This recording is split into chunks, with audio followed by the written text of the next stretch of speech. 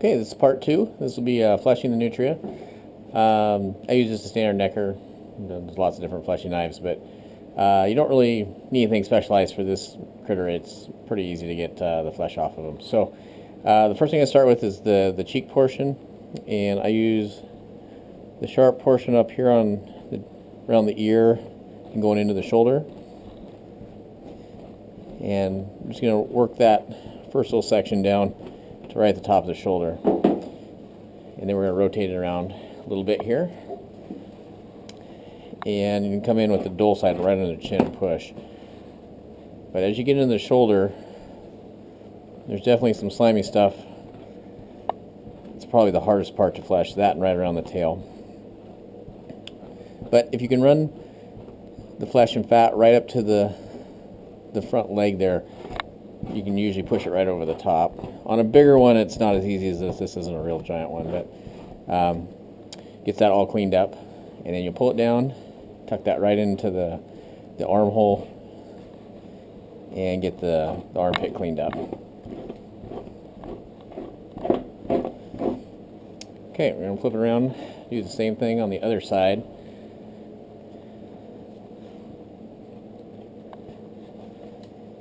And, you know, on a larger one, I'll sometimes use the sharp side a little bit more on the back, just because it's, you know, a little thicker as far as muscle tissue there. But if you don't have a sharp knife, you can literally push these off. It just goes a little bit slower. So, once again, get to that front leg, and just run it right over the top.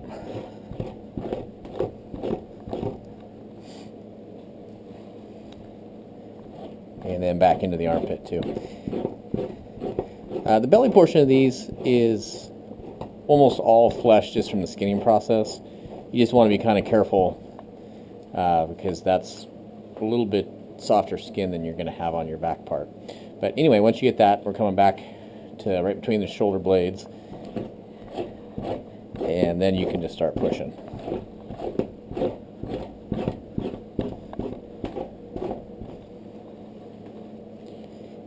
And for the most part, they actually flesh pretty fast.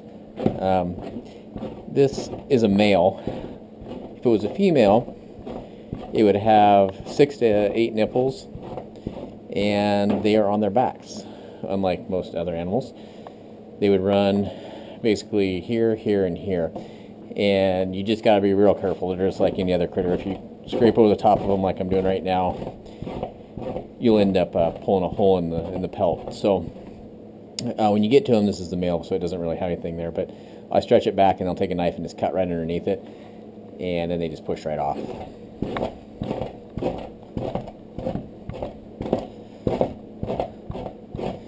You know, and as you're going on these, you're going to want to get them as clean as possible, but if there's a little bit of fleshing you missed, you can pick it up in the boarding process, or even if you don't, they dry extremely flat. They're kind of like a muskrat, and, you know, they basically, you know, aren't greasy. There's no really fat on them, so you don't have any real oily chunks you got to deal with.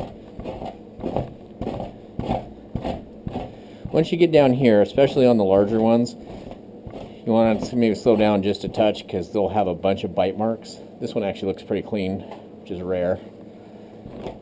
Most of them have either scars or bite marks.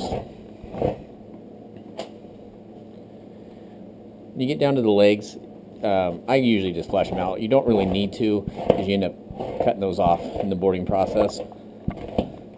But since you're there anyway, it's really not that much more work just to go ahead and push them all the way off.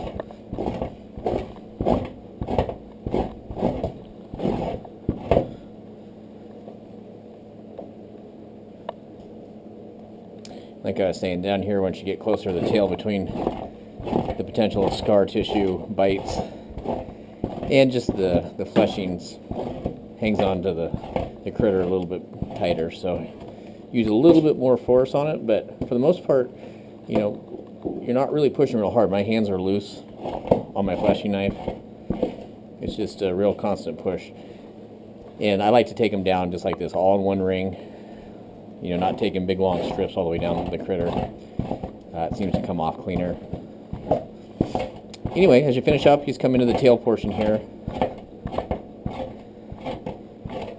And it should come right off the bottom of the skirt here. So, anyway, so that's it for the fleshing portion of it. We're going to get this guy